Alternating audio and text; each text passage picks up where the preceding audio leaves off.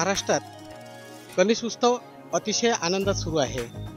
त्या अनुषंगाने आज आपण चारगळ आणि देव नदीच्या काठावर असलेल्या स्वयंभू गणेश मंदिरात आलेलो आहोत। तर या ठिकाणी आपण पाहतो आहोत या मंदिराची अशी आख्यायिका आहे की या ठिकाणी चारगळ आणि देव नदीचा संगम झाल्यामुळे या ठिकाणाला संगमेश्वर देवस्थान सुद्धा म्हणतात।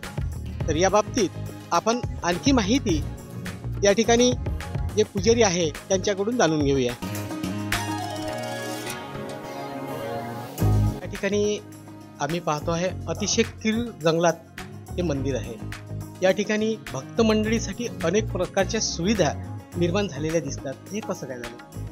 हे सर्व लोकवर्गणीतून झालं आहे आणि हे जी जागा आहे ही फॉरेस्टमध्ये आहे, त्याच्यामुळं जास्त काही आम्हाला करता येत नाही। पण तरी भक्त लोकांनी जे दिलेली देणगी आहे ते आम्ही या सर्व सुविधाच्या कामाला उपयोगी लावलेली आहे। उदाहरणार्थ हे देव नदीवरला पूल केलेला आहे, ते तिवाडी साहेब यांनी येऊन इथे ठेकेदार साहेबांनी आम्ही त्यांना सांगितलं का अशी समस्या आहे बा, भक्त लोक म्हणतात की काहीतरी इथं व्यवस्था पाहिजे पुलाची। म्हणजे नागरिकांच्या या ठिकाणी येणाऱ्या भक्त मंडळींच्या सुविधेसाठी बऱ्याचशा गोष्टी या ठिकाणी केलेल्या आहेत।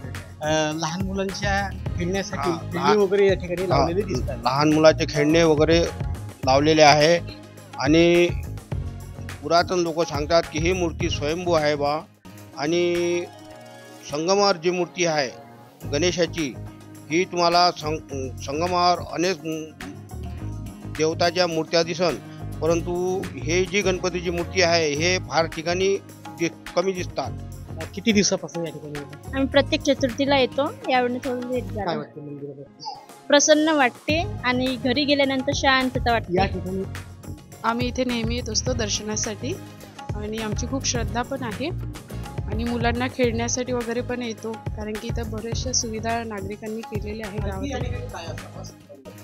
इथे सुविधा तर पूर्ण, कारण की रस्ता पण नाही आहे इथे वरती वगैरे चढायसाठी, तिथे कच्चा रस्ता हो। आणि बाकी थोडंसं डेव्हलपमेंट जर केलं तर मुलांनाही थोडंसं आणि नागरिकांनाही थोडंसं हे राहते, सुविधा जर केल्या तर सगळी। चारगळ आणि देव नदीच्या संगमावर असलेल्या स्वयंभू गणेश मूर्ती बाबत गणेश महोत्सवाच्या निमित्ताने जाणून घेतलं। या ठिकाणी नदीच्या पलीकडे हे मंदिर असल्यामुळं या ठिकाणी गणेश भक्तांना जाण्या येण्याकरिता फार मोठ्या प्रकारची समस्या निर्माण व्हायची, परंतु या ठिकाणी नदी पात्रावर पूल बांधल्यामुळे ती समस्या निघाली आहे। या गणेश मंदिरात नुसती गणेश चतुर्थीलाच नव्हे तर 12ही महिने मोठ्या प्रमाणात गर्दी राहत असते। धन्यवाद। कॅमेरामन मंगेश अडव यांच्यासह जनमत लाईव्ह न्यूज करता मी सोमेश्वर शहाणे।